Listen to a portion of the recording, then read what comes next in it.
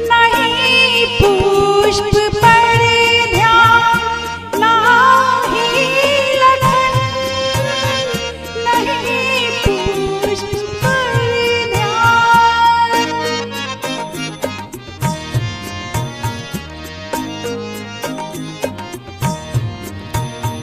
नहीं पुष्प पर ध्यान, नाही लगन, दिखे चंद्र द्वे चातक नयन।